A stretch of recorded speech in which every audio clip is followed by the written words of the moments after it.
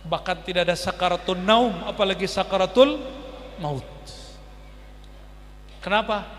Sudah ditebus oleh beliau sallallahu alaihi wasallam dengan kata beliau waktu sakarat, ummati ya Allah, umatku, tolong jangan sampai merasakan ini. Maka seandainya pun berasa, berarti cintanya belum dalam-dalam amat. Disitulah perlu talqin sebelum meninggal, waktu sakarat. Sebelum sakaratul maut wajib belajar ilmu talqin, supaya nanti saat ditalqin itu guru membimbing lisan dan kolbu kita baca nama Allah. Itu disebut talqin zikir, dan itu wajib. Hukumnya apa? Dalilnya Quran. Fa'lam annahu la ilaha illallah, itu dalil wajib talqin zikir. Surat Muhammad ayat 19. Surat Muhammad ayat 19 itu kata ulama kita, guru-guru saya, itu Ar-Razi, wajib talqin ada di ayat itu. Kalau Allah sudah ngomong itu wajib, perintah, masih ngeles. Oh saya nggak mau ikut thariqat, kan nggak perlu. Talqin itu nggak mesti lewat thariqat, bisa lewat ilmu hadis, bisa lewat Quran. Atau datang ke ulama ahli zikir bilang, saya nggak mau masuk thariqat Ustadz, tapi saya mau talqin. Udah talqin aja sama Ustadz, ditalqin nanti tuh. Nama thariqah itu nama dari ulama yang menyusun tata cara. Tapi talqinnya dari siapa? Dari Nabi Muhammad sallallahu alaihi wasallam.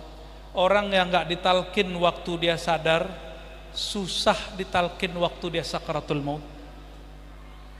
Ya, oleh karenanya Al-Imam Al-Arif Billah Sultanul Aulia Syekh Abdul Qadir Al-Jailani mengatakan dalam Sirrul Asrar, wajib dua hal, at-taubah wa talqin, taubat dan talqin.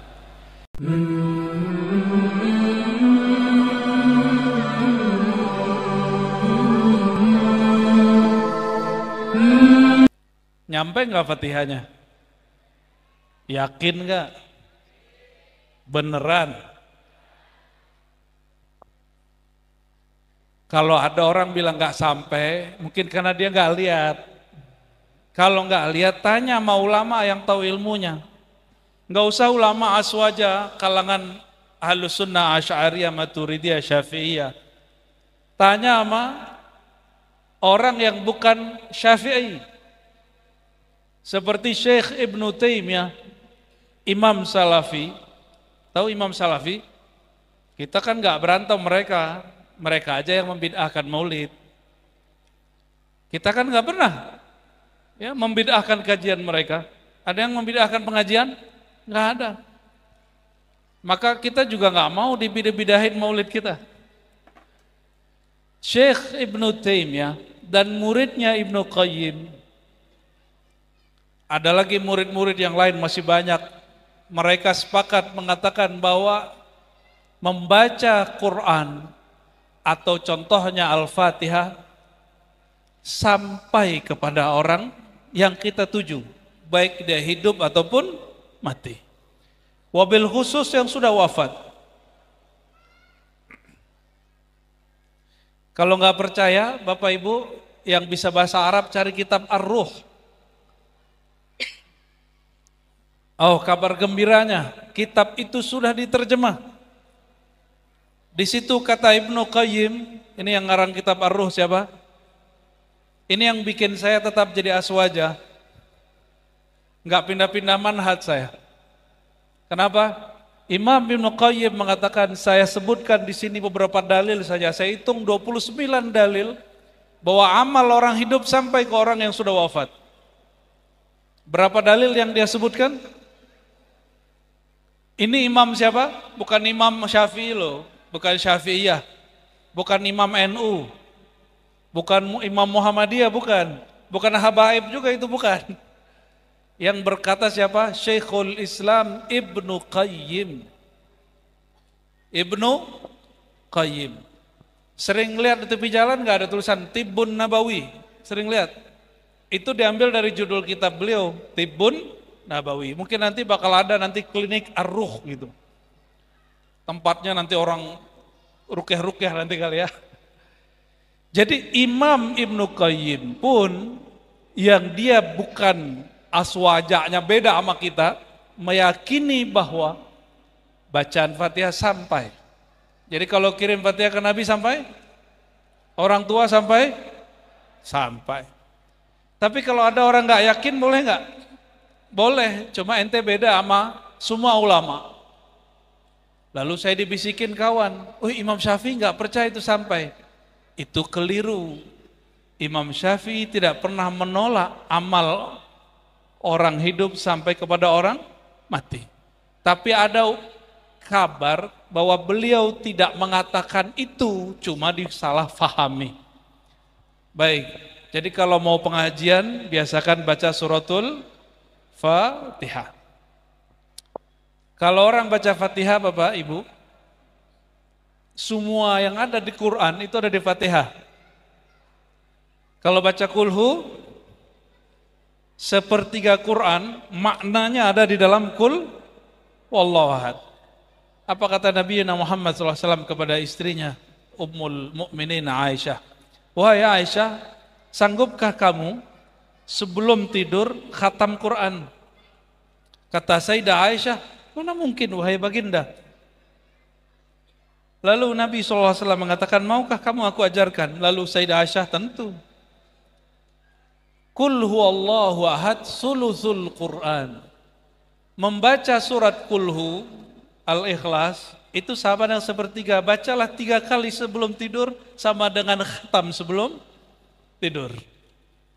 Mau malam ini baca ya sebelum tidur, baca kulhu 3 kali, rasakan Pak nanti tidurnya lebih nikmat. Tidur itu jangan lagi sibuk megang handphone, jangan sibuk lagi nonton YouTube, walaupun YouTube saya yang ditonton atau ustadz satu lagi.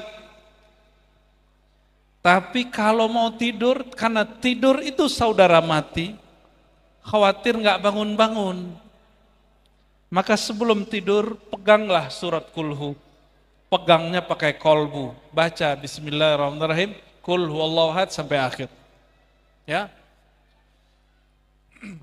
Apa kata Nabi tadi? Lal faqra akhsha alaikum.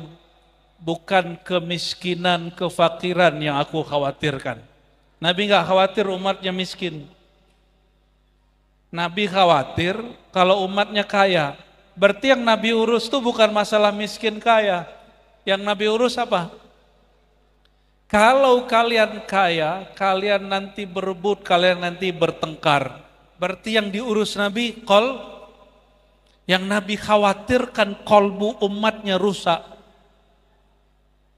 Maka ada hadis dhaif untuk orang fakir. Kadal faqru ayyakuna kufran.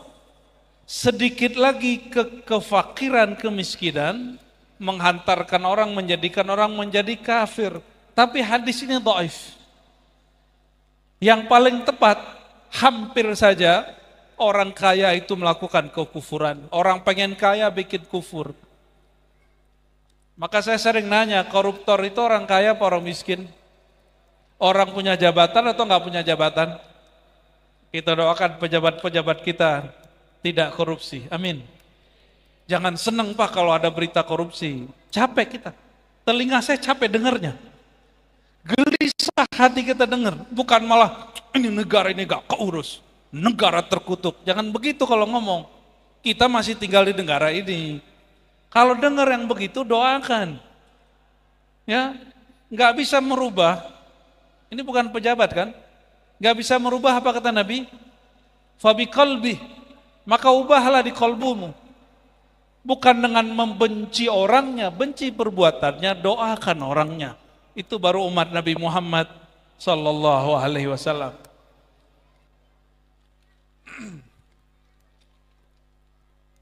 Benci sama siapa Pak? Kayaknya ada kebencian di hatinya nih ya. Ya, benci sama lawan politik.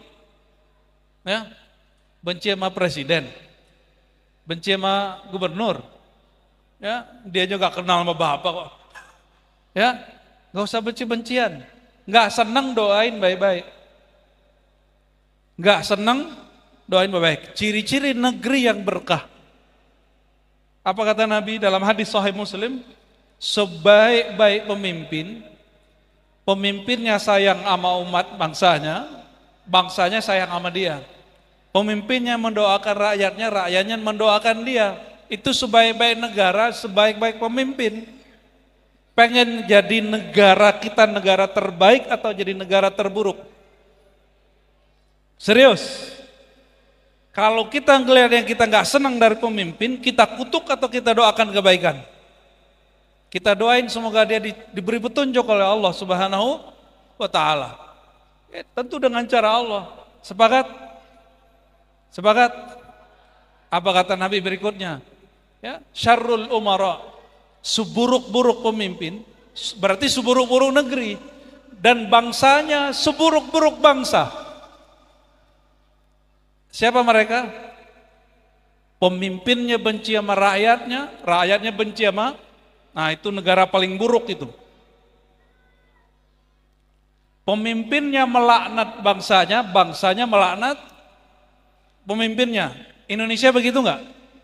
Kalau ngeritik, kritik aja, nggak usah pakai kalimat-kalimat yang mengotori hati. Saya sedih sekali di TV-TV sekarang orang banyak sok pinter ngomong, tapi dia menggunakan diksi-diksi bodoh, ya, kambing, ANJING, semua itu dipakai, dan dia public figure. Mau dia pro ataupun anti kepada penguasa, itu nggak ada urusan bagi saya. Urusannya ngomongnya apa? Ya, apa kata Nabi SAW? Ya, man kana yu'minu billahi wal yawmil akhir falyakul khairan aw liyasmut. Ini hakikat maulid di situ. Orang bermaulid, tapi isinya kata-kata kotor, berhentiin itu maulid. Itu bukan maulid.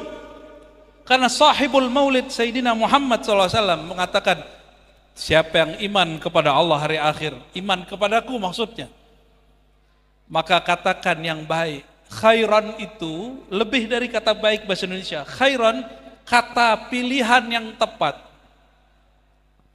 Kalau tidak, diam.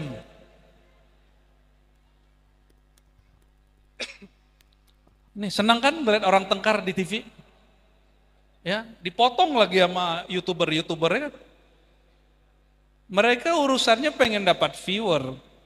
Tapi yang kotor siapa? Bapak Ibu, jangan dikira kotoran itu cuma yang dimakan. Apa yang didengar, apa yang dilihat, jika itu buruk maka itu kotoran masuk.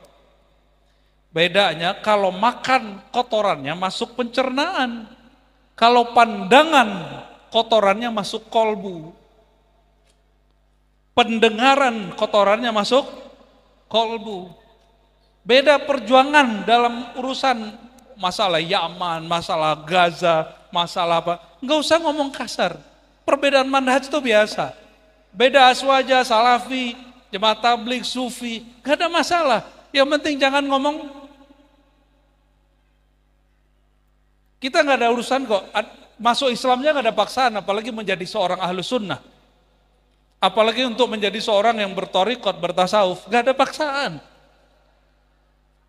Kita nggak maksa-maksa orang. Cuma kalau ingin membuat orang ikut kita, terus menghujat orang, itu bukan ajaran Nabi Muhammad SAW. La yu'minu ahadukum, Nabi ancam loh itu. Kamu nggak beriman, kecuali kamu mengatakan yang baik atau diam. Jadi indikator iman orang sempurna apa?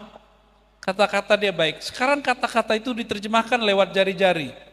Jadi status, betul? Coba yang hari ini sudah komentar di sosial media, jujur, ya, nggak usah pakai hati aja deh, ya. Yang udah komentar, komentarnya hari ini baik atau buruk? Jawab di hati ya. Atau nonton satu kejadian, satu berita, cara nanggapinnya positif atau negatif? Apa kata Sayyidina Muhammad SAW? Hadis Sahih Muslim. Ya. Ajaban li amril mu'min. Hadis ini biasa kita dengar, tapi kok orang nggak pakai-pakai juga. Maulid hampir tiap minggu, tapi hadisnya nggak diamal-amalkan.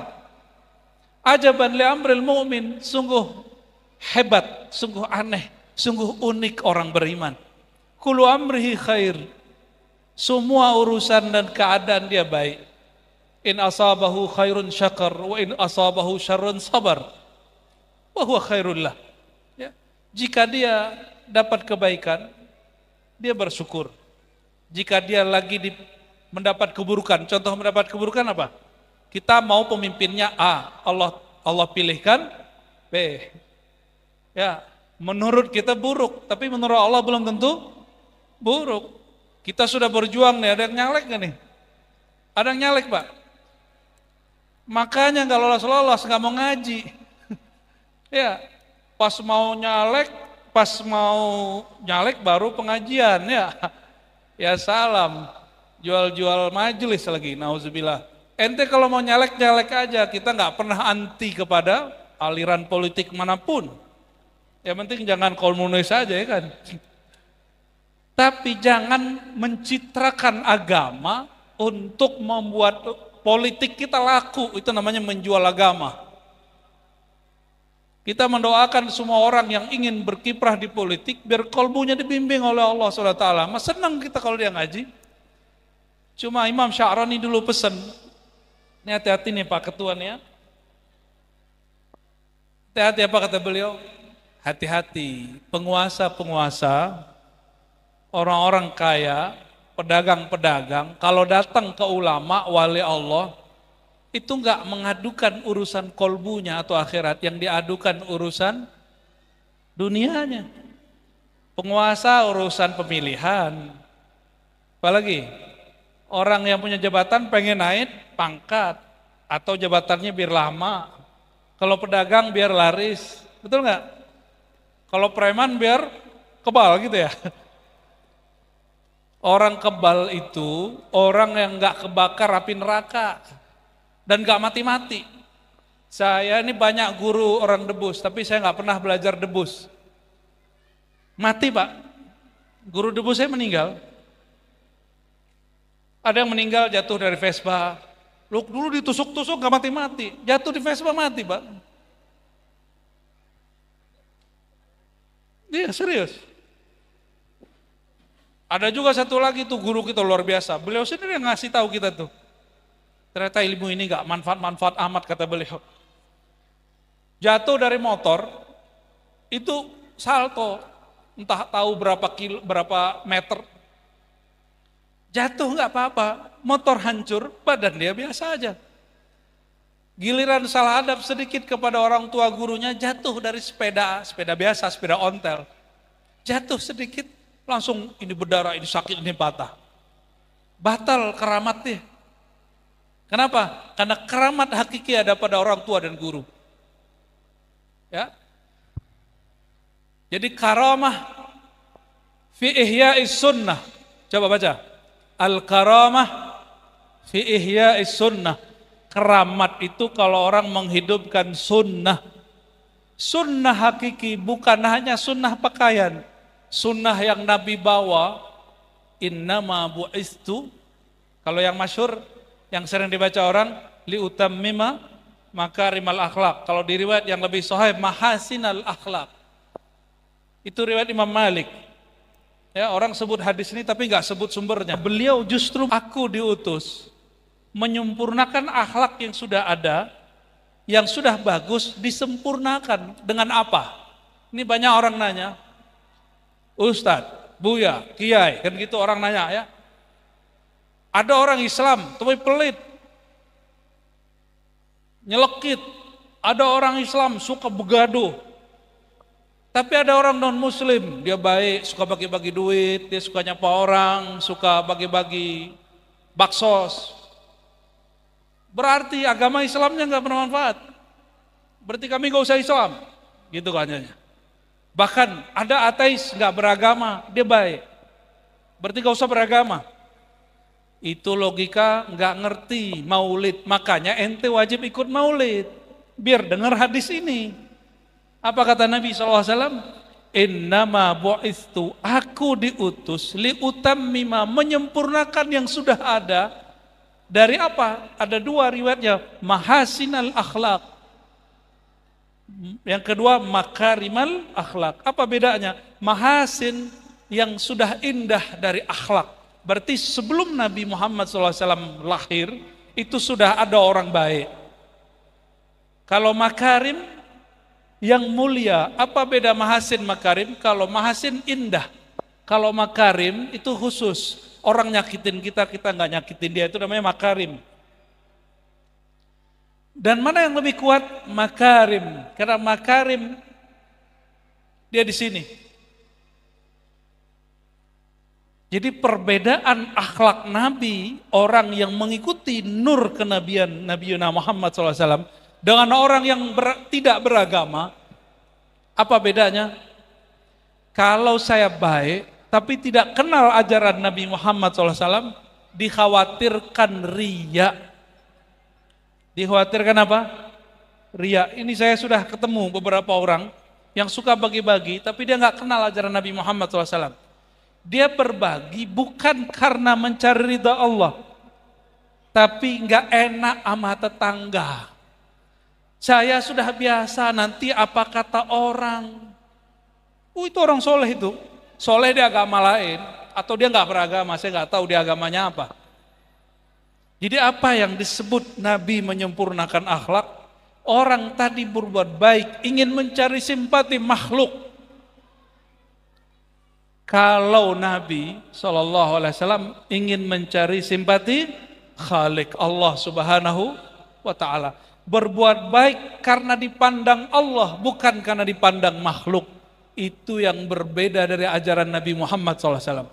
Kalau seorang pemimpin dapat ilmu ini, dia nggak perlu musim-musim mau pemilihan untuk mencitrakan dirinya. Mencitrakan diri itu bagus Bapak Ibu, pencitraan itu dituntut.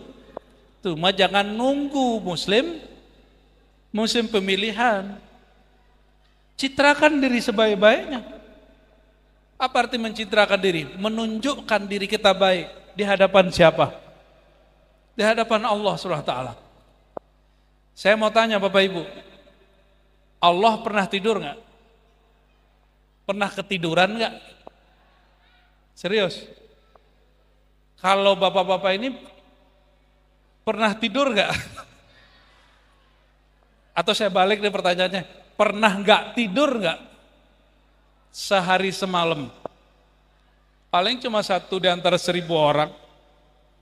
Pernah nggak tidur nggak 10 hari? Atau nggak usah Pak 10 hari, semalam suntuk nggak tidur, kerjaannya beramal, pernah nggak? Paling buka handphone juga, katanya sibuk tapi buka handphone, ya betul. Katanya sibuk tapi balesin WA. Untuk ke makhluk tidak sibuk, kepada Allah sibuk. Begitu sama Allah. Sayyidina Umar, kenapa beliau ngirim membagikan gandum kalau kita beras malam hari, orang tidur semua, itu fuqara masakin yang disebut mustahik, orang yang berhak mendapat zakat, itu semua lagi tidur, beliau kirim. Kenapa Sayyidina Umar gak perlu pencitraan? Kenapa? Karena dia meyakini di saat semua makhluk tidur, Allahku, Tuhanku tidak pernah tidur. Jadi kalau mau berbuat baik, nunggu orang gak? Nunggu orang? Gak usah nunggu orang. Gak usah nunggu orang lihat. Ya. Nah ini perlu ditiru oleh pemimpin siapapun. Ya. Tenang, siapa yang maju udah ditentukan Allah kok. Belum langit bumi dicipta, sudah ditulis apa kata Allah. Allah ciptakan namanya Lauh Mahfuz dan Al-Qalam.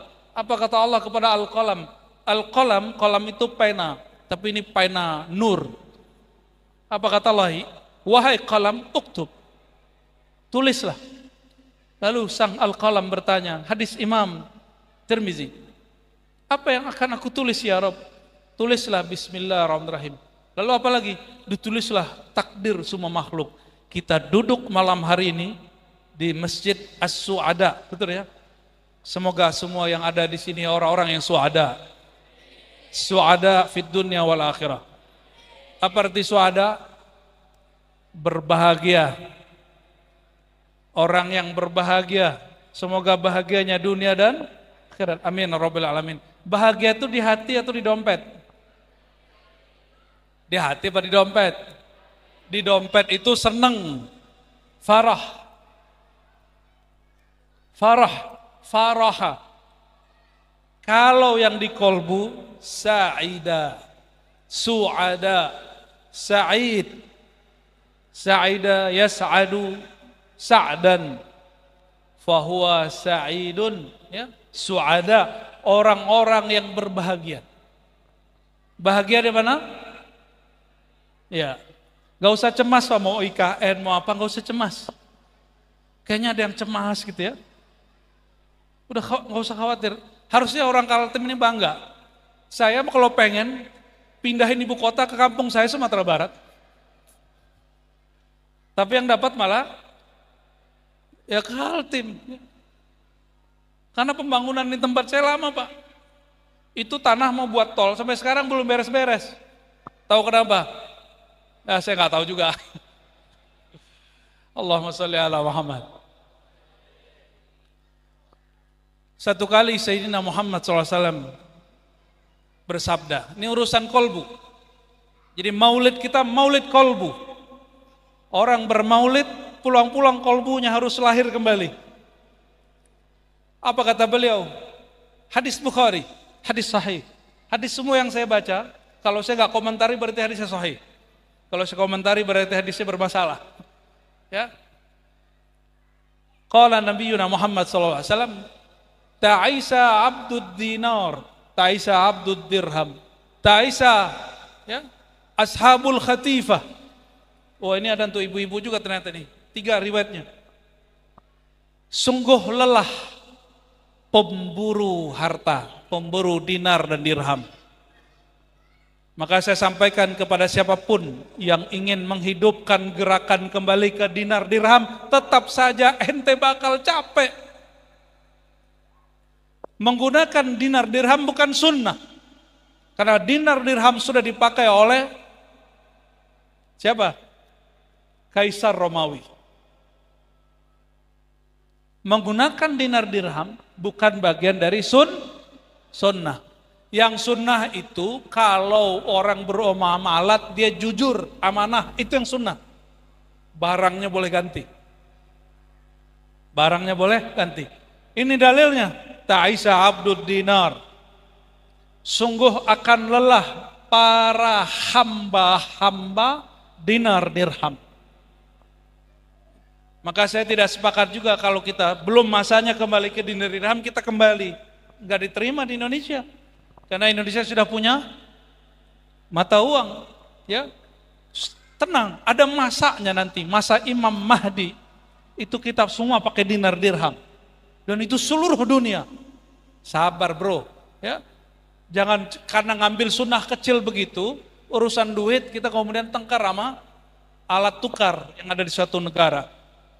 Nabi berdamai dengan dinar dirham yang dipakai di Romawi. Sehingga diabadikan di Quran.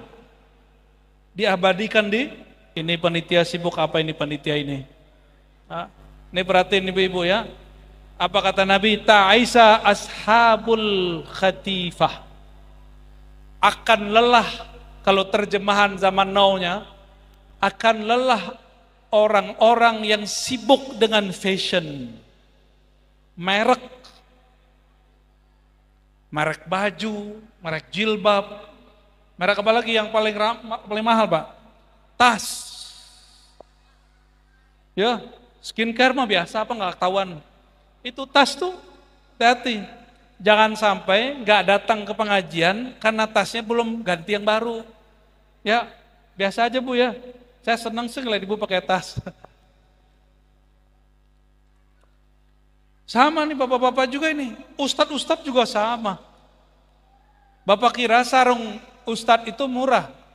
Sarung ustadz itu ada yang seharga motor Pak. Ngeri nggak? Ngeri. Ya serius. Motor bekas. Sarung ustadz itu yang level-level standar 2 juta, 5 juta, 10 juta, ada yang di atas itu. Gamis sama, serban itu macam-macam Bapak Ibu, apalagi parfum. Parfum segini aja bisa 15 sampai 50 juta. Jangan dikira ustadz-ustadz itu kemudian tenang-tenang aja. Itu kalau dia nggak pakai yang begitu, kadang dia galau-galau juga itu. Malu gua gitu. Maka Nabi mengatakan, Ta'isa, kamu ente bakal lelah kalau ngikutin tren, ngikutin fashion.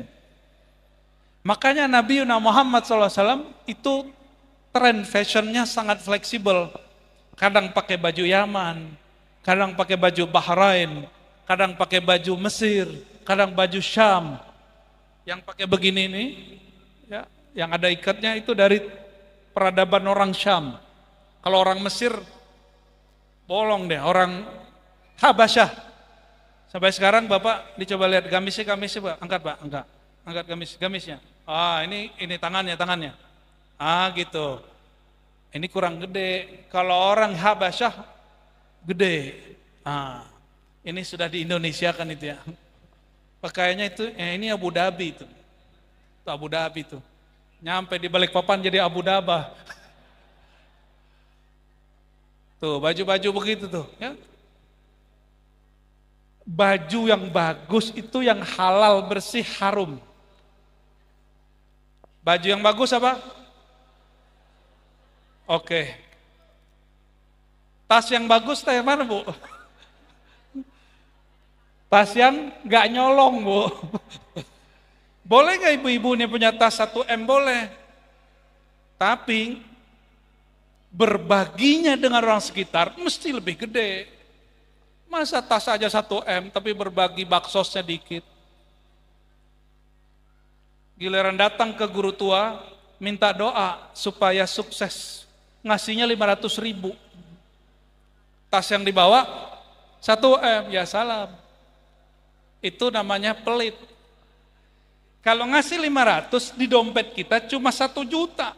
Di dompet kita 1 juta, kita sembelih setengahnya, kita beri kepada orang, kita bagi-bagi setengahnya. Itu baru orang benar itu. Ya.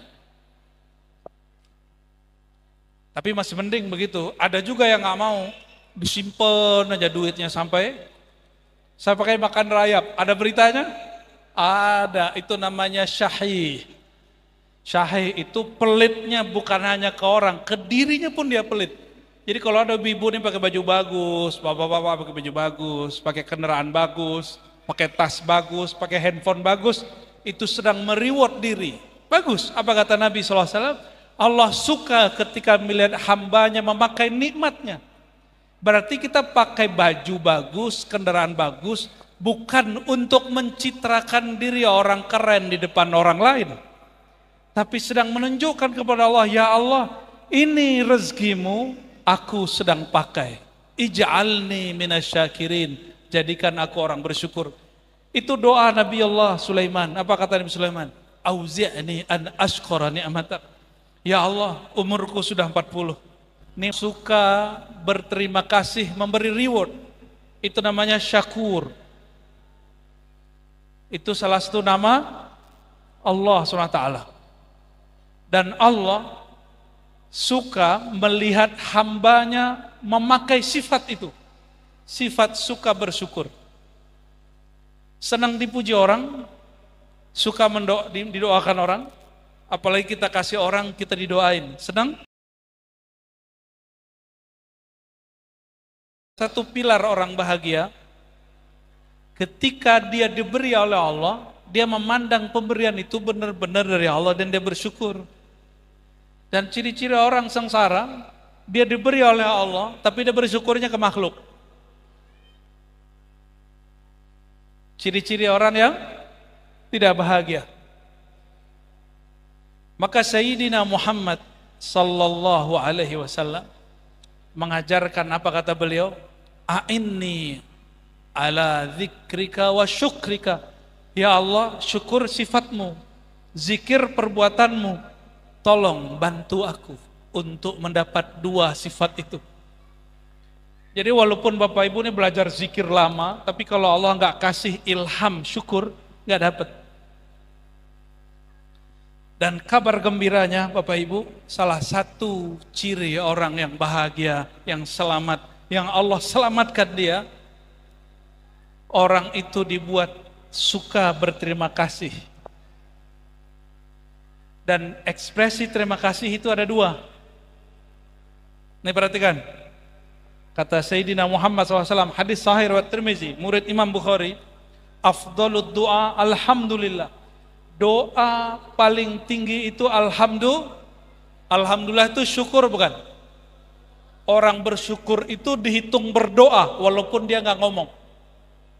Jadi bapak-bapak, ibu-ibu suka berbagi, suka memakai pakaian yang bagus supaya Allah melihatnya. Itu orang sedang bersyukur dan dihitung sedang berdoa walaupun dia sedang tidak melafazkan apapun. Ya, afdhalud du'a alhamdulillah. Jadi kalau terjemahannya, harfiahnya, afdol doa alhamdulillah. Itu terjemahan. Tapi secara ilmu, dalam ilmu qalbu, doa paling tinggi ketika engkau bersyukur kepada Allah SWT. Dan yang kedua, lam yashkurillah man lam yashkurin nas. Tidak disebut bersyukur kepada Allah kalau belum bersyukur berterima kasih kepada makhluk. Makhluk yang paling berjasa kepada kita siapa? Kenapa Rasulullah berjasa? Enggak, yang ini, yang hidup ini nih. Yang berjasa guru, orang tua atau paman atau tetangga? Orang tua ya? Bener. Serius. Secara zahir orang tua. Tapi orang tua kalau doain anaknya, paling doa cuma duit. Doain sehat. Doain dapat jodoh. Tapi kalau guru doain muridnya gimana? Ya Allah selamatkan muridku di dunia akhirat. Itu doa guru. Maka guru itu, mohon maaf deh orang tua, jangan cemburu. Sayangnya kepada murid lebih panjang, lebih dalam daripada orang tua. Dan Rasulullah SAW mengatakan, ketika Sayyidina Ibnu Mas'ud, beliau waktu bersaf-saf, kakinya agak ke depan. Tidak lurus tumitnya dengan tumit yang lain. Maka Rasulullah SAW mundur sejenak dari mihrab dan mendorong Ibnu Mas'ud dengan pelan mengatakan, wahai Ibnu Mas'ud, mundurkan dadamu, samakan tumitmu dengan yang di samping. Aku kepada kalian seperti kal walid ala waladih, seperti orang tua kepada anaknya. Maka justru beliaulah orang tua sejati. Ya. Bapak Ibu, anak yang belum lahir didoain enggak? Sama Nabi, umatnya yang belum lahir didoain. Lebih sayang mana orang tua kita atau Rasulullah SAW? Maka orang tua sejati adalah Nabi Muhammad SAW. Maka beliau salah satu gelarnya Abul Alamin, Bapak alam semesta. Abul Arwah, Bapak sekalian arwah. Jika Nabi Adam dapat gelar Abul Ajsad, Bapak jasad. Jadi Bapak jasad siapa? Bapaknya Nabi Adam siapa? Itu ditulis dengan ilham berdasarkan nur Sayyidina Muhammad SAW. Maka itu salah satu produk ringkasan ilmu tentang Nur Muhammad SAW. Itu ada di kitab Maulid Simtudurar. Oh yang marah Habib Tan, aneh gak suka Habib, urusan ente. Ya. Anggaplah ente gak suka, gak mandang dia Habib atau tidak. Doanya Rasulullah itu ketika beliau sudah datangi oleh Jibril, perintah dari Allah, kasih pertanyaan, ya Muhammad, sorga itu kaplingnya ada. Ente mau kapling berapa untuk umatmu? Semuanya nggak mungkin, 2/3, setengah, sepertiga, ditanyain gitu. Dimulainya dari kecil, sepertiga, mau nggak sepertiga? Mau nggak setengah? Nabi diam aja. Mau nggak 2/3? Apa jawaban beliau? Saya pilih yang lain aja. Nabi mengatakan, aku pilih ya Allah yang lain. Apa itu? Bukan nasibun fil jannah, bukan kapling di surga. Aku pilih asy-syafa'ah. syafaat untuk umatku. Syafaat secara bahasa Arab dari kata syufa, syafa'a, itu berarti melipat gandakan. Kalau Nabi kapling, umatnya masuk sorga, dari awal Nabi Muhammad SAW sampai akhir, itu 2/3, berarti masih sisa nggak umat Nabi Muhammad? Kalau ente kayaknya mau aja ya, wah nggak apa-apalah gitu ya. Itu tanda belum cinta sama anak, belum cinta sama keturunan. Sayyidina Muhammad SAW Abul Alamin, Abul Mu'minin, ayahanda semua orang beriman. Beliau nggak bisa tenang kalau masih ada orang baca la ilaha illallah, itu disiksa di sorga. Di kolbunya ada iman, disiksa di sorga. Nabi nggak bisa tenang. Ini kalau antum nih, dibukain pintu sorga, pasti masuk duluan. Anak pikirin belakangan, masuk aja duluan, iya nggak? Bener ya? Coba aja cek, nggak usah jauh-jauh. Lagi terjadi bencana, kita nyelamatin diri sendiri loh. Kalau lagi ada dapat keberkahan, kita mau dapat diri sendiri, kita nggak mikirin orang lain. Sayyidina Muhammad SAW, setelah Allah katakan, ya Muhammad, ini pintu kunci-kunci surga, dibuka oleh beliau nggak masuk, disuruh umatnya masuk. Masuklah umat-umatnya yang dulu mengejar-ngejar surga. Tapi mereka lupa, yang bukain pintu itulah ruhul jannah, itulah spiritnya ada surga. Nggak ada beliau, nggak ada surga. Tidak ada beliau, Sayyidina Muhammad pemegang kunci surga, itu nggak ada surga. Saya mau tanya Pak, mohon maaf, rumah kosong, tapi bagus. Yang punya rumah, muliaan mana? Yang punya apa rumahnya? Saya, contoh nih, ini ngayal Pak, ngayal. Punya hotel 7 lantai. Kuncinya sama kita semua. Saya sama hotel saya muliaan mana? Pilih mana Pak, hotel saya atau saya? Hotel? Wah, matre. Pilih mana? Yang punya hotelnya atau hotelnya? Hotel. Yang punya hotel. Ini pertanyaan ilmu ma'rifat itu. Analog. Pilih masuk surga atau pilih bersama yang megang kunci surga? Serius. Sudah berapa sholawatnya hari ini? Sudah berapa sunnah dihidupkan hari ini?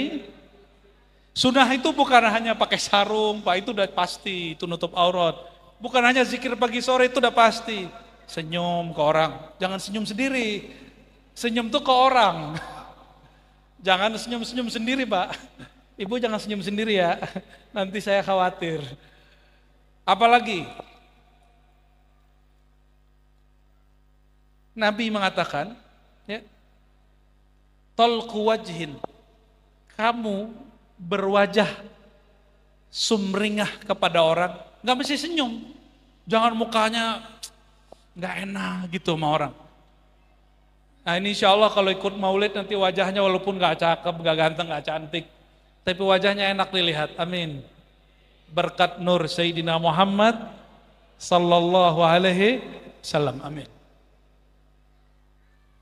Nabi ditawarin 2/3 surga untuk umatmu masuk atau doa syafaat. Apa jawaban beliau? Aku minta doa saja ya Allah. Karena kalau doa, semua yang disebut umat Sayyidina Muhammad SAW pasti masuk surga. Itu cerdasnya baginda SAW. Itu sayangnya beliau kepada kita. Terus kita nggak sayang sama beliau. Kalau Nabi sudah begitu, sholawat masih hitung-hitungan nggak? Nabi sama kita udah nggak hitung-hitungan.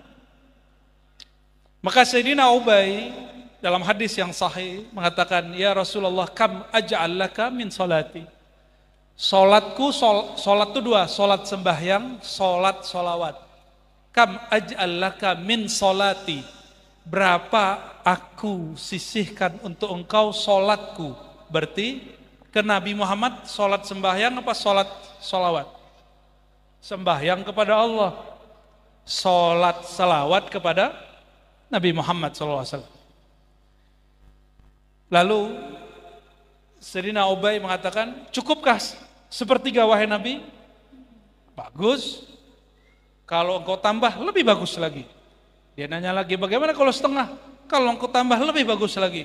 Bagaimana 2/3? Jika engkau tambah lebih bagus lagi. Akhirnya dia mengatakan, ya Rasulullah, aj'al salati kullaha lak. Semenjak saat ini aku jadikan salawatku semuanya utuh untukmu, bukan untukku, bukan untuk kesehatan badanku, bukan supaya rezekiku lancar, bukan untuk tolak bala, mutlak karena aku umat engkau, cinta kepada engkau. Sudah begitu belum? Salawatnya salawat Sayyidina Ubay atau salawat onta? Pernah ramai itu 2 tahun lalu. Ya, kalau onta datang ke Nabi, apa kata onta? Ya Rasulullah, asyhadu an la ilaha illallah wa anna Muhammadar Rasulullah. Wahai baginda, aku bersaksi tiada Tuhan selain Allah, engkau Rasulullah. Habis itu dia segala macam, apa yang diaduin? Onta mengadukan urusan perut. Urusan perut. Kembali ke hadis yang di awal saya baca. Taiba abdud dinar, ta'isa abdud dinar, ta'isa abdud darahim. Sungguh akan lelah, pasti capek hati orang yang cinta kepada duit. Sholawat supaya duit banyak, sholawat supaya melariskan dagangan usaha. Ente boleh begitu tapi lelah kolbunya. Tidak dilarang cari duit, tidak dilarang sholawat untuk memperbanyak duit, tapi kolbunya lelah. Kenapa? Karena sholawatnya bukan untuk Nabi Muhammad SAW. Sholawatnya untuk apa? Untuk duit. Sholawatnya untuk sakti. Sholawatnya untuk orang kesurupan. Sholawatnya untuk menetralkan tempat rumah. Itu enggak masuk. Allah bersolawat ke Nabi Muhammad supaya duitnya banyak enggak? Allah. Saya mau tanya itu. Allah itu salawat ke Nabi Muhammad ada tujuannya enggak? Biar duitnya banyak. Emang Allah masih butuh duit? Biar sehat. Begitu enggak Allah salawat? Maka maksud Sayyidina Ubay, aku jadikan salawatku semuanya untuk engkau sebagaimana Allah. Tidak bersyarat. Tidak bersyarat. Itu yang disebut hubbun Nabi SAW. Cinta kepada Nabi Muhammad SAW. Maka beliau mengatakan, hadis Sahih Bukhari, Kitabul Iman, la yu'minu ahadukum. Ini perhatikan. Ini enggak dihitung beriman Pak, secara hakikat. Dalam ma'rifat dimaafkan. Tidak beriman kamu. Ini dalam ilmu hakikat terjemahannya harfiah. Kalau dalam ilmu kemarifatan naik sedikit pakai adab. Tidak sempurna iman kamu. Pilih mana? Terjemahan yang mana maunya? Bahasa Arabnya sama. La yu'minu. Tidak beriman. Pakai yang pertama dulu ya. Tidak beriman kamu hatta akuna ahabba ilaih min walidihi wa waladihi wan nasi ajma'in. Hadis Abu Hurairah, riwayat Bukhari, Kitabul Iman. Kamu tidak dihitung beriman, tidak dianggap beriman, tidak sampai kepada derajat iman yang sebenar-benar iman, sehingga aku lebih dicintainya daripada saudaranya, daripada orang tuanya, walidihi wa waladihi, anaknya, hartanya, dirinya, semuanya. Jadi kalau sholawat, mohon maaf, masih untuk urusan duniawi, kita belum cinta sama Rasul SAW. Boleh, boleh. Maka saya mengajak kepada para ulama, para habaib, pemimpin sholawat, pemimpin majlis, kalau buka majlis, coba katakan mari kita bersolawat untuk menumbuhkan, memupuk rasa cinta. Jangan ngomong begini lagi, ayo sholawat, yang utang segera lunas. Itu udah biasa Pak, itu udah bertahun-tahun begitu. Yang sakit supaya sehat, ya, yang jomblo supaya, itu bagus. Itu bagus, itu gak usah dihilangin, tambahin di depannya. Itu namanya manfaat sholawat, bukan tujuan sholawat. Manfaat itu lain dengan tujuan. Manfaat air dengan tujuan minum air kan beda. Manfaat majelis, hati tenang, rezeki lancar, dapat pahala. Tapi tujuan bermajelis, kenal Allah, kenal Rasulullah sallallahu alaihi. Kalau sudah kenal pasti dapat syafaat, itu tujuannya. Sepakat? Ya. Tapi kalau nanti ada yang masih begitu, diam aja ya. Diam aja. Itu urusan kami lah itu ya. Biar urusan ustad lah itu. Bagus, tapi kita pengen yang lebih bagus. Karena kalam beliau, la yu'minu ahadukum, itu betul-betul mencekam bagi saya. Ya, bagi kami, Nabi ketika mengatakan kamu tidak disebut beriman sampai aku lebih dicintainya, berarti sholawatnya mesti mutlak untuk Nabi Muhammad SAW. Perjuangannya dihadiahkan untuk Nabi Muhammad SAW. Udah 10:30 Pak. Coba yang pakai jenggot pengen disebut aswaja, pengen disebut bermanhaj sunnah, atau pengen disebut menghidupkan sunnah kekasihku? Apa bedanya? Pakai sarung, ini pakai gamis. Ini kenapa nih pakai sarung, pakai gamis? Supaya disebut pengurus masjid yang soleh. Pakai gamis supaya disebut apa Pak? Soleh. Atau disebut bermanhaj sunnah. Itu supaya disebut, berarti ada orang yang nyebut. Itu riya, syirik khafi. Supaya disebut bermanhaj aswaja, itu syirik khafi. Hati-hati. Maka tidak semua orang yang mengklaim dirinya bermanhaj aswaja kolbunya selamat. Dia mesti dibimbing kolbunya oleh orang-orang yang kolbunya kenal kepada Allah Subhanahu wa taala. Jadi kalau dia nanti jadi dai-dai aswaja, singa-singa aswaja, kolbunya jangan singa. Mulutnya aja singa. Hatinya purnama. Hatinya mesti purnama. Kita punya karisma, menakutkan boleh. Tapi kalau udah ngomong kelembutan, itulah Sayyidina Ali. Itulah Sayyidina Umar. Sayyidina Umar jangankan hewan buas Pak. Iblis syaiton ada Sayyidina Umar pojok situ langsung kabur. Apalagi binatang buas. Karena setiap sahabat-sahabat itu wali Allah. Setiap wali Allah ada malaikat yang menguatkannya. Jangankan sahabat Umar yang ilmunya di atas hampir rata-rata semua sahabat kecuali 1, 2, 3 sahabat. Ada sahabat tukang nyanyi. Ini bayangkan, ini tukang nyanyi nih. Tapi dia sahabat Nabi, mandang Rasul, Allah berkahi dia dengan nur kewalian.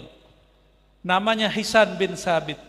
Hisan bin Sabit dalam hadis Sahih Bukhari dan Muslim dikatakan, beliau ini duduk-duduk di masjid, nyandar-nyandar terus baca syair. Nabi sudah wafat sallallahu alaihi wasallam. Sayyidina Abu Bakar sudah wafat, yang hidup Sayyidina Umar, Utsman, Ali. Khalifahnya Sayyidina Umar. Hisan bin Sabit berdendang di masjid. Berdendangnya di mana? Ini kan super rame nih, ya. Sahabat kita Ustadz Hadi Hidayat rame sama Ustadz dari Balikpapan nih kan. Ya, sebenarnya nggak perlu rame-rame. Kalau mereka mau jumpa aja, ya jumpa. Jangan kemudian balas-balasan lewat YouTube, lewat sosial media. Jumpa. Mesti ada orang yang memperjumpakan mereka. Barangkali MUI, ada ulama di sini pengurus MUI, suratin dua-duanya ketemuin. Kenapa? Perintah wajib dari Quran, fa'aslihu baina akhawaikum. Orang beriman bersaudara, kalau bertengkar kita islah. Oh dia beda manhaj sama saya. Kan Nabi nggak nanya ente manhajnya apa, yang penting syahadat la ilaha illallah Muhammadur Rasulullah. Sepakat? Sepakat.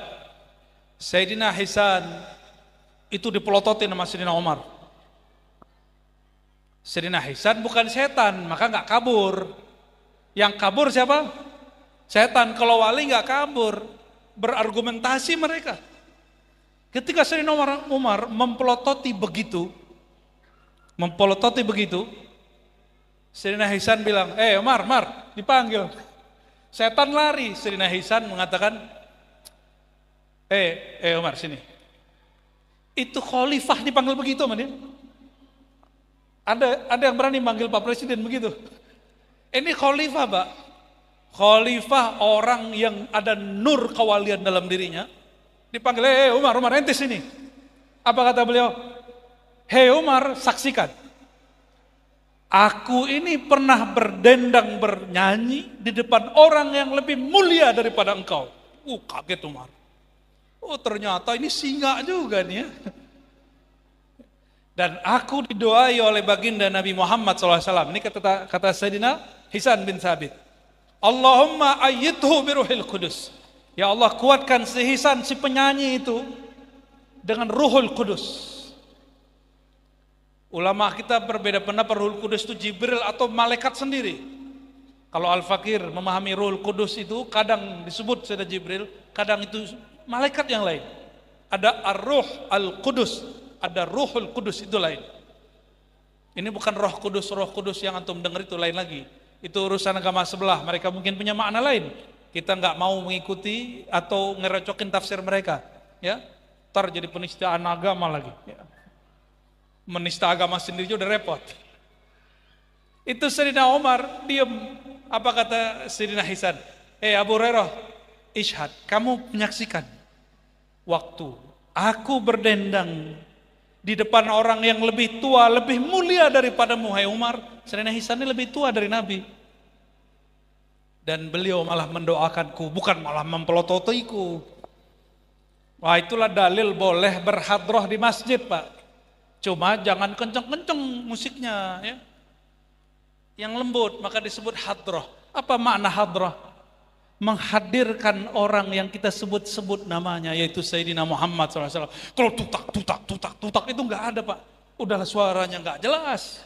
Ya, pikiran kita jadi kemana-mana. Kita malah jadi juri. Wah, kayaknya pukulannya nggak bagus. Ini nggak bagus. Ini. Ya, jadi begitu kan? Saya nggak tahu tadi. Semoga tadi bagus ya. Coba pengalaman kemana-mana pergi, rata-rata kesemangatan tuh anak-anak ya. Mungkin maksudnya menyenangkan orang, tapi nggak diajarkan. Ada adab, hadrah, maulid. Ya, pukulannya, maka orang Banjar menyebutnya Banjari. Orang Banjar biasa kalau bermaulid, pukulannya lembut nggak? Nah, itu ngikutin ketukan kolbu.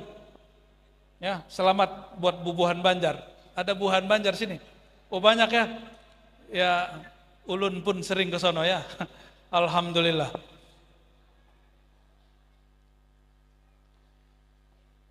Sayyidina Muhammad sallallahu alaihi wasallam cintanya kepada kita bahkan sebelum kita lahir.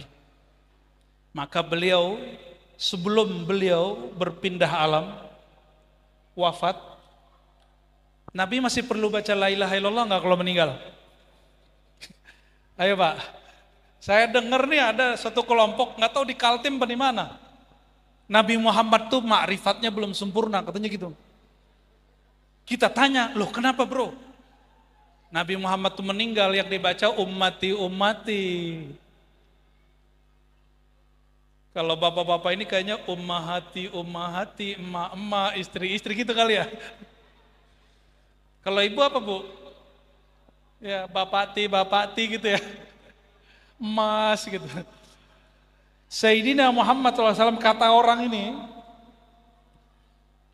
wafat waktu sakarat bukan la ilaha illallah yang dibaca ummati ya salam. Ini orang nggak ngerti, ingin ngomong tasawuf tapi kelewat. Ilmu tasawuf itu ada ilmunya.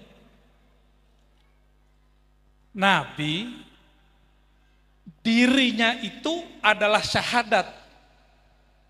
Dirinya Nabi itu bagian dari syahadat. Man qala la ilaha illallah Muhammadur Rasulullah mustaiqinan min qalbihi. Hadis Sahih Bukhari. Yang baca la ilaha illallah Muhammadur Rasulullah dengan penuh yakin dari kalbunya, Allah haramkan dia dari neraka. Ya, itu beberapa riwayat di Abu Daud, di Tirmizi, di Ahmad. Kalau kita gabung itu dahsyat. Maka Nabi itu bagian dari syahadat. Setengah syahadat itu diri beliau. Masih perlu syahadat gak waktu meninggal? Masih perlu syahadat? Kunci sorga di tangannya. Dirinya bagian dari syahadat. Masih perlu baca la ilaha illallah gak? Udah di tangan. Terus talqin la ilaha illallah itu perlu untuk siapa? Yang la ilaha illallah belum di tangannya, belum tembus ke kalbunya. Maka Nabi SAW meninggal gak perlu baca la ilaha illallah Muhammadur Rasulullah. Beliau orangnya kok. Kan lucu juga la ilaha illallah ana Rasulullah, kan lucu banget. Coba ente bayangin deh ya. La ilaha illallah ana Rasulullah. Tiada Tuhan selain Allah, aku Rasulullah, terus meninggal. Lucu gak tuh? Bagi saya itu lucu, walaupun itu agak lucu.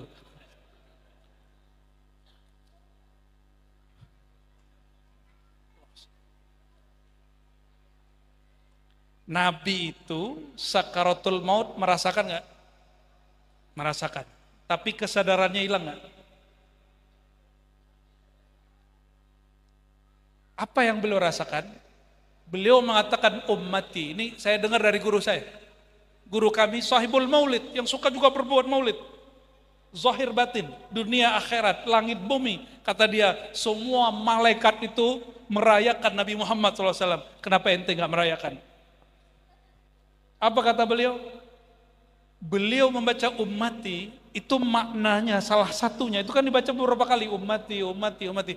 Salah satunya beliau mengatakan, ya Allah, sakitnya sakratul maut itu cukup diberikan kepadaku, jangan diberikan ke umatku. Sallallahu alaihi wasallam. Maka siapa yang faham makrifat Sayyidina Yusuf? Sayyidina Yusuf, Bu, wajah saya nggak seganteng Yusuf, Bu. Tapi saya nggak cantik, ganteng, Bu. Kalau Nabi Yusuf lewat di depan ibu-ibu sosialita, di balik papan, ibu-ibu dikasih nih pisau sama buah.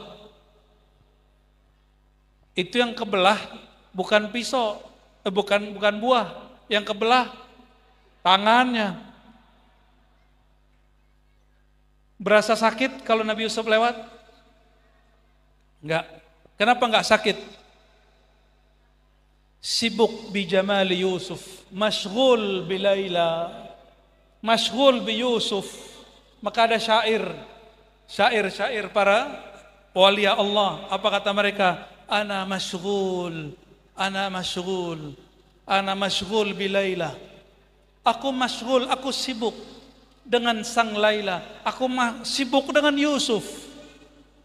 Kalau umat Nabi Muhammad SAW, sang Lailanya adalah Nabi Muhammad sallallahu alaihi wasallam. Jika memandang Sayyidina Yusuf membuat tidak sakit badan yang ditoreh-toreh, dilukai, apalagi orang yang memandang kalbunya kepada nur Sayyidina Muhammad sallallahu alaihi wasallam. Maka mulai dari sekarang salawatnya dibanyakin, jangan pakai ngitung. Ngitung boleh 1000 tapi jangan hitung-hitungan. Pagi 100 tapi jangan dipakar. Kalau ada 100 berhenti, enggak. 100 itu latihan minimal. Jangan hitung-hitungan buat Rasulullah SAW, karena beliau enggak pernah hitungan. Semakin orang itu mabuk mencintai Nabi Muhammad SAW, semakin dalam rindunya kepada Nabi Muhammad SAW, semakin tidak merasakan sakitnya sakaratul maut. Mau husnul khatimah? Mau meninggal seperti putri cantik, putri Cinderella? Ya, bukan, jangan. Salah satu wali Allah ngomong ke saya begini, kalau engkau kenal Allah, kenal Rasulullah, cinta Allah, cinta Rasulullah, matinya seperti orang tidur. Kita kalau dari jaga ke tidur kesakitan apa kesenangan? Kita senang, Pak. Kapan taunya? Pas bangun tidur. Betul? Kapan taunya? Bangun tidur baru berasa. Dari jaga kepada tidur, ada masa kita kemudian agak fly. Itu mata sakarat. Tapi sakaratun naum. Sebelum tidur matanya kemana-mana enggak? Punya istri enggak, Pak Ketua? Istrinya kalau mau tidur matanya mau tidur, benar ya? Ya. Ada yang mau lagi mabuk. Itu namanya sakaratun naum. Sakarat tidur. Tidur itu ada sakaratnya. Sorry. Yang ngantuk-ngantuk gimana sakaratnya? Gitu ya. Padahal nggak ada yang narik kepala dia. Nggak ada yang ngewel juga, tapi kepalanya turun. Itu sakarat itu. Lagi ngantuk-ngantuk diganggu orang, marah nggak? Oh, sakit itu. Sakit itu. Bayangkan orang yang cinta Nabi Muhammad SAW, dia tidur tidak ada sakaratnya, bahkan tidak ada sakaratul naum, apalagi sakaratul maut. Kenapa? Sudah ditebus oleh beliau SAW dengan kata beliau waktu sakarat, ummati ya Allah, umatku, tolong jangan sampai merasakan ini. Maka seandainya pun berasa, berarti cintanya belum dalam-dalam amat. Disitulah perlu talqin sebelum meninggal. Waktu sakarat, sebelum sakaratul maut wajib belajar ilmu talqin. Supaya nanti saat ditalqin itu, guru membimbing lisan dan kolbu kita baca nama Allah. Itu disebut talqin zikir, dan itu wajib. Hukumnya apa? Dalilnya Quran. Fa'lam annahu la ilaha illallah, itu dalil wajib talqin zikir. Surat Muhammad ayat 19. Surat Muhammad ayat 19 itu kata ulama kita, guru-guru saya, itu Ar-Razi wajib talqin ada di ayat itu. Kalau Allah sudah ngomong itu wajib, perintah, masih ngeles. Oh, saya nggak mau ikut thariqat, kan nggak perlu. Talqin itu nggak mesti lewat thariqat, bisa lewat ilmu hadis, bisa lewat Quran. Atau datang ke ulama ahli zikir bilang, saya nggak mau masuk thariqat Ustadz, tapi saya mau talqin. Udah talqin aja. Sama Ustadz ditalqin nanti tuh. Nama thariqah itu nama dari ulama yang menyusun tata cara. Tapi talqinnya dari siapa? Dari Nabi Muhammad sallallahu alaihi wasallam. Orang yang enggak ditalqin waktu dia sadar, susah ditalqin waktu dia sakaratul maut. Ya.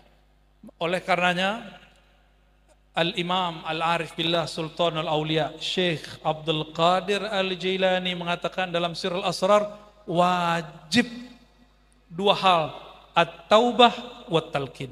Taubat dan talqin.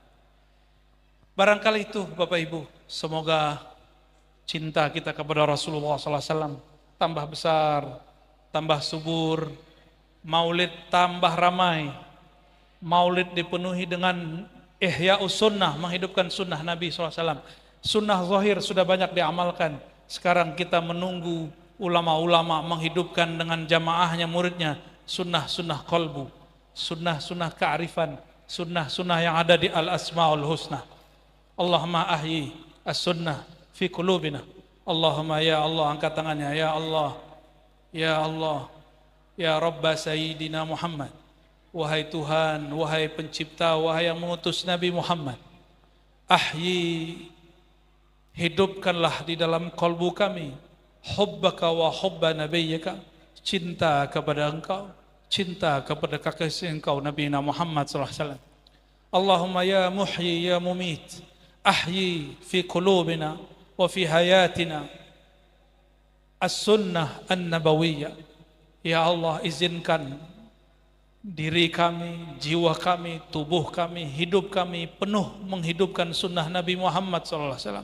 Tidak hanya sunnah yang zahir ya Allah, tapi sunnah akhlak beliau, sunnah qalbu beliau, sunnah ilmu beliau, sunnah beliau bertetangga, sunnah beliau berkawan, sunnah beliau berjuang, sunnah beliau berdakwah, sunnah beliau berkalam dengan kalam yang baik, berkata dengan kata yang santun. Sunnah beliau menghidupkan, menjadikan rumahnya menjadi surganya, bukan rumahnya menjadi nerakanya. Allahumma ya muqallibal qulub, ya muqallibal qulub, qallib sabbit ya muqallibal qulub, qulubana ala dinika wa ta'atik. Ya Allah, yang membolak-balik hati kami, izinkan mulai malam ini ya Allah sampai kami mati, jika Engkau merubah hati kami, ubahlah semakin cinta kepada Engkau, ubahlah semakin sayang kepada kekasih Engkau Nabi Muhammad SAW, dan semakin sayang kepada umat Nabi Muhammad SAW. Allahumma in ahyaitana fa ahyina ala hubbika wa hubbi nabiyyika, wa in taqbidna muhyi ya mumit, fa'amitna ala sunnati nabiyyika Muhammad sallallahu alaihi wasallam. Ya Allah, jika Engkau hidupkan kami dalam menghidupkan ajaran beliau. Jika Engkau matikan kami, ya Allah, matikan kami dalam syariat Nabi Muhammad sallallahu alaihi wasallam. Allahumma ya Allah, Engkau melalui lisan Nabi-Mu mengatakan innalil mauti sakarat. Setiap kematian ada sakaratnya, ada mabuknya, ada ujiannya, ada kehilangan kesadarannya. Ya Allah, berkah maulid ini, berkah zat mulia yang kami maulidkan ini, berkah nurullah yang Engkau limpahkan kepada yang kami maulidkan ini, Nabi Muhammad sallallahu alaihi wasallam. Izinkan kami yang hadir, kami yang menghidupkan maulid ini, tidak Engkau hilangkan kesadarannya saat sakaratul maut. Justru Engkau berikan kesadaran hanya kepada Engkau, kesadaran cinta hanya kepada Nabi Muhammad sallallahu alaihi wasallam, sehingga kami mudah membaca la ilaha illallah Muhammadur Rasulullah. Allahumma ya Allah, ikhtim lana bihusnil khatimah. Ya Allah biha, ya Allah biha, ya Allah الخاتمة إن الله وملائكته يصلون على النبي يا أيها الذين آمنوا صلوا عليه وسلموا تسليما يا نبي سلام عليك جماعة يا رسول سلام عليك يا حبيب سلام عليك صلوات الله عليك يا نبي سلام عليك يا رسول سلام عليك يا حبيب سلام عليك صلوات الله عليك أنت شمس أنت بدر أنت نور فوق نوري أنت إكسير وغالي أنت مصباح السدود صلى الله على محمد صلى الله عليه وسلم صلى الله على محمد صلى الله عليه وسلم. الفاتحة.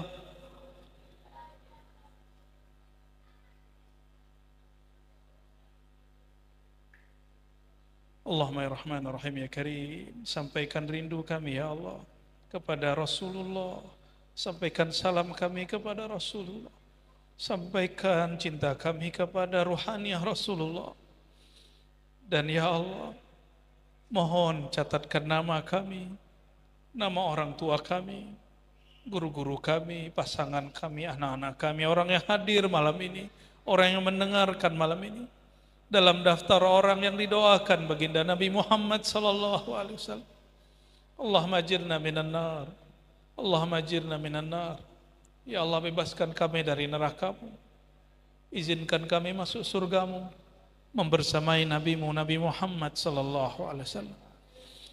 Subhanakallahumma wa bihamdika asyhadu an la ilaha illa anta astaghfiruka wa atubu ilaik. Wa sallallahu ala sayyidina Muhammad walhamdulillahi rabbil alamin.